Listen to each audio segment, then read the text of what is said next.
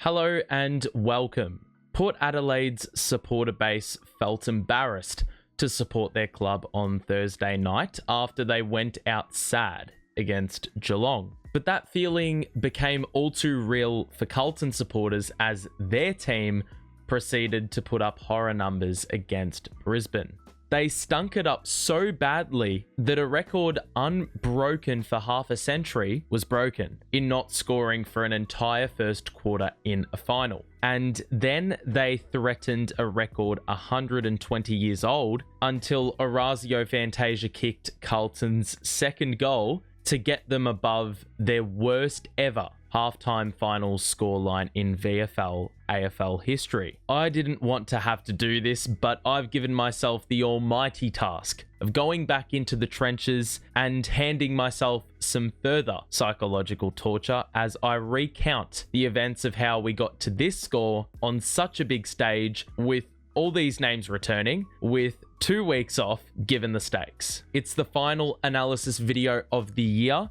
Thank you for tuning in to my analysis videos across the course of the season. Whether it's been one of them or all of them, I appreciate the support nonetheless. If you go on to enjoy this final Carlton analysis piece, make sure to drop a like and subscribe to the show if you're new, because my yearly Carlton project will be emerging soon. So stay tuned. But with all that said, enjoy the video. So this is the bottom line, and we'll use stats to aid this part of the process. Of the remaining teams heading into Saturday, Brisbane were the best defensively. Carlton leaked the most points, number 14 on the year. Brisbane, number 1 in uncontested marks this year. Brisbane this year, number 1 in their defensive half transition to the forward line. Carlton, number 12 in protecting themselves from that transition. And number 10 for conceding scores per inside 50. In the last 8 rounds, Brisbane are number 1 in contested possessions, number 1 in ground ball gets, number 1 in clearances. Carlton are number 16 for conceding points from clearances. Most of these stats check out with what was demonstrated in the first half.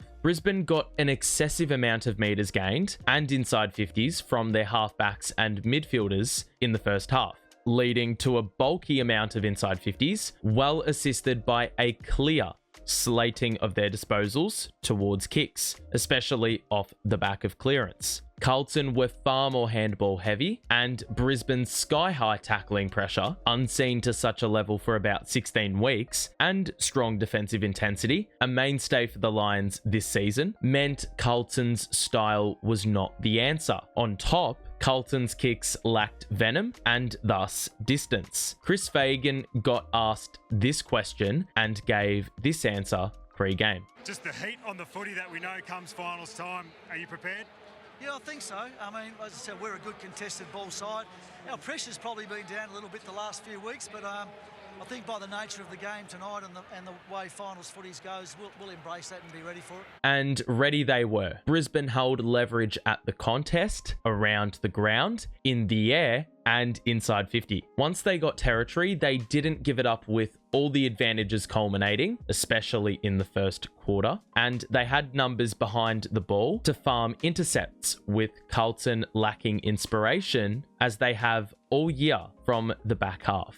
In the second quarter, Carlton won inside 50s but got belted for efficiency due to Brisbane's high-octane transition game, aided by that kicking for distance game. They farmed marks inside 50, and whilst the tackles slowed down, the defensive solidity didn't. They still had that authority when they owned possession, and Carlton still struggled to defend the most damaging clearances of the lot, centre clearances. Especially when you look at how this game actually panned out, these stats aren't meant to be misleading. This early game sample sums it up well. The few kicks Carlton had were of low percentage execution, and well, that fed into this heavy handball game, which equally was hindered due to sky-high Lions pressure. One look over the shoulder by Cowan to see Charlie Cameron bolting at him was deterring enough for the kick, and you'll see Jared Berry and Brandon Starcevich up at the contest. In theory, Carlton should go all right. Harry Mackay's man's rolled up, Carlton have the numbers, but Payne's pressure closes Carlton into playing along the line and brings those Lions who were downfield back into the play to kill off the potential outnumber. Starcevic can anticipate further along, with Berry committing to the immediate threat, and Starcevic is now wound up behind the footy to apply this tackle. You're seeing the handball overuse, and it's stemming from Lions pressure, which is allowing players to get back and pack it in. It was sort of fascinating to watch the Lions pick the Blues apart. Brisbane weren't afraid to use the wider spaces 60 to 80 from goal and honour those short options, knowing Carlton weren't going to necessarily be aggressive in cutting those options off, and also knowing a kick inside 50 to the pockets were beneficial for their game plan, with the pressure being applied inside 50, and of course it's detrimental to Carlton's play as well, because as we've said, they don't like navigating their way from the back 50 to their front half. Jack Rewalt sums it up well when he said, "Yeah, we can fall into little traps like that, thinking that uncontested marks is slow chipping around, but they are a fast-moving side that likes to control the ball. It is their best form of defence for the Brisbane Lions, maintaining the ball. 100 is the number for them.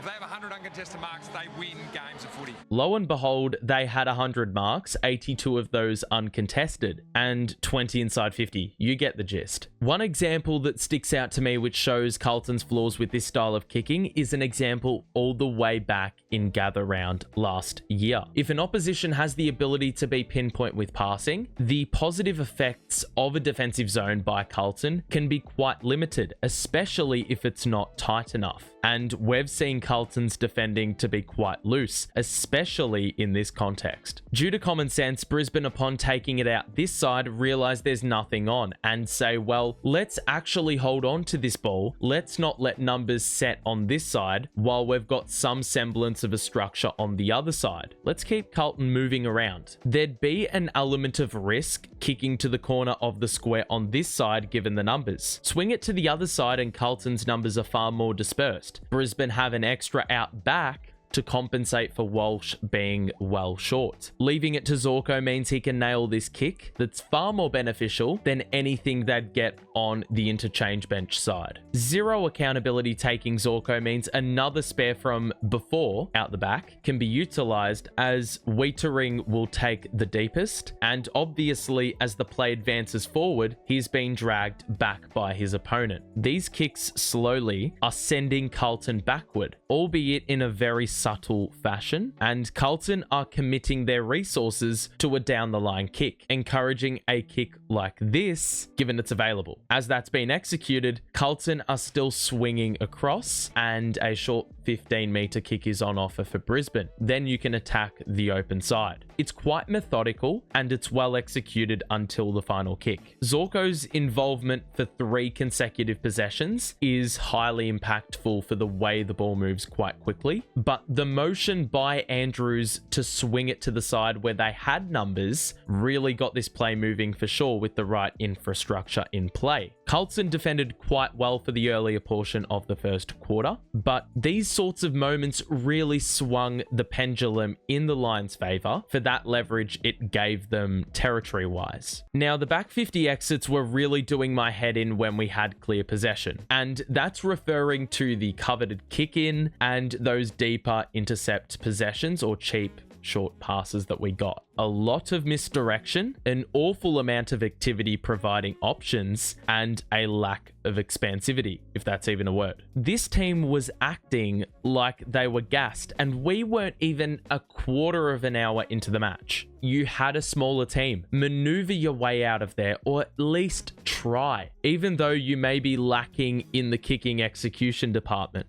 This is one of the few examples where even though Motlop got shot down as he stood in the firing line of Blues supporters post-game, this team was screaming for 2 players to combine in this exact fashion. Carlton do well to vacate this space here. Doherty doesn't fill the space. Kennedy can fill that gap. and then Motlop can fill this gap. All of a sudden, you're looking at these options to potentially be involved in a chain that could get you a possession in this space. Whilst the end product was awful and sub-AFL quality, at least there was a bit of ambition. And Carlton actually strung together a few inside 50s one after the other following this play. At least from a first quarter perspective, this is what needed to be more commonplace. Though the final outcome was indicative of what Carlton got out of a lot of their second quarter forward 50 entries. A fun fact for you, Hugh McCluggage has not tackled the way he did in quarter one in any quarter, bar one out of any of his 179 games. Even when Carlton placed themselves in a decent position from centre clearance, such as here with a beautiful tap down to Paddy Cripps, and a ton of space opened up if he can break through to get that drive forward. That tackle by Hugh McCluggage is nailed. Holding the ball, forward 50 entry,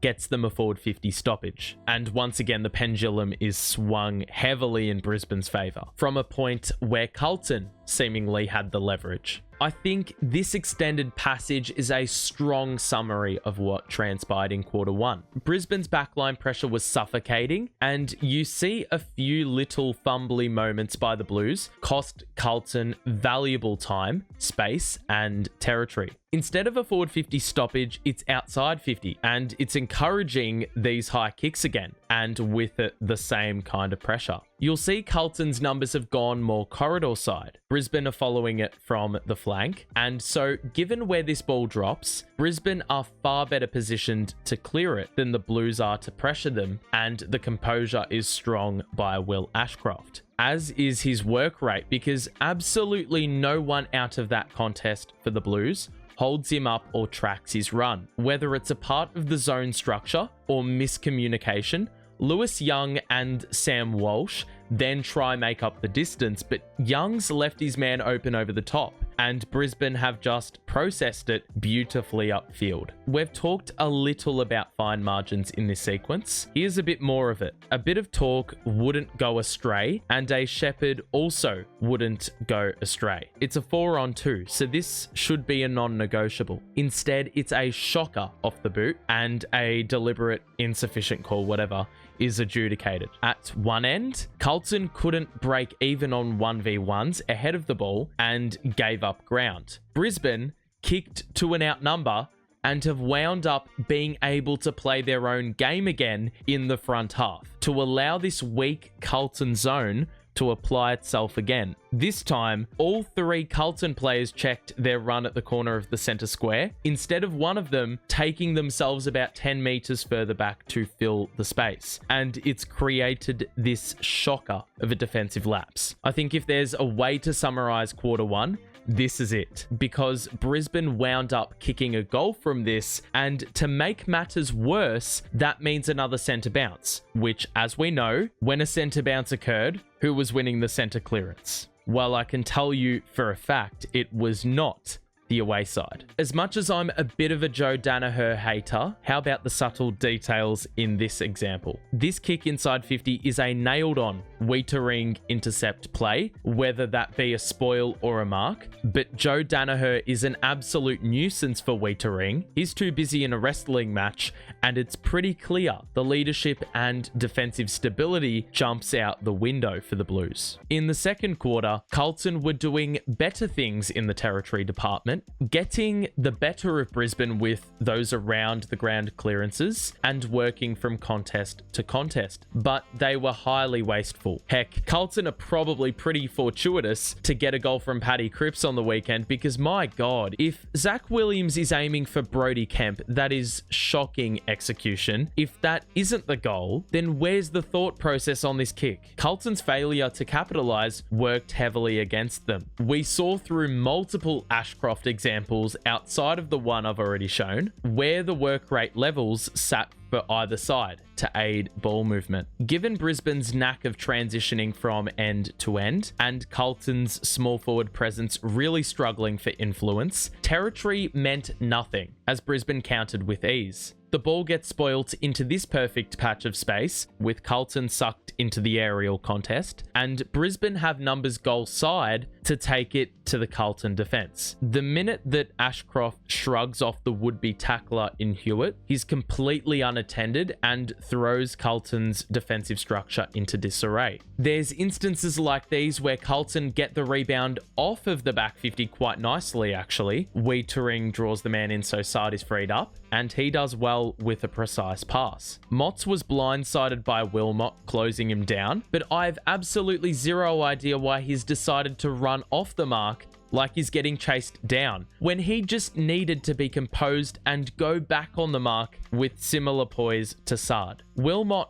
thus grabs the fist, which impedes the handball. It's invited all this pressure again, and even Hewitt, who had more time than he thought, has blindly kicked inside 50. Brodie Kemp does well to remain composed initially, but he had a man ready to give it off to on his right, which he's completely burnt in favour of this outcome. We had some good moments to kickstart it, but my God, we had a lot of bad moments to dilute the good. And the fine margins and the subtle details reveal a sorry story. You've got lapses like this one here. The ball doesn't get spoilt over the line, and even still, Doherty's got multiple options within 10 meters here. What is it, a 7-on-3? You could even disguise it with a handball over the line instead of picking out a teammate, if you really wanted to. It's pure negligence, and no one gets a free pass. That includes a storied individual like Sam Doherty, who's been through a lot. So overall, how bad do I think Carlton were? Well, the scoreboard does not lie, and I don't think Carlton rocked up by any stretch early on, but I think Brisbane need to be given a fair amount of credit for elevating their game, being merciless, capitalizing on laps, and not giving Carlton any reason for encouragement for such a prolonged period of the game. I think a loss of this nature from a Carlton perspective couldn't have happened at any better of a time. And you may be surprised, but hear me out. The results reset the next time they play. The loss will be as fresh as it can be for the off-season, as they take the necessary strides to eliminate deficiencies in their game, hopefully. And there's plenty of time for transformation, which hopefully occurs. Anyway, what do you think? Is there any positive extraction or silver lining that you can take out of this game? Maybe it's a welcomed wake-up call, and it could prompt some change in the off-season. With that said, what is the biggest thing that Carlton need to go to work on this off-season? This is me signing off for the 2024 season. Thanks again for your support across the year. I really appreciate you tuning in at some stage this year, sharing your perspective in whichever way, and I hope you learnt something new. Stay tuned for some possible off-season projects, but until then, have a good break, stay safe, and bye for now.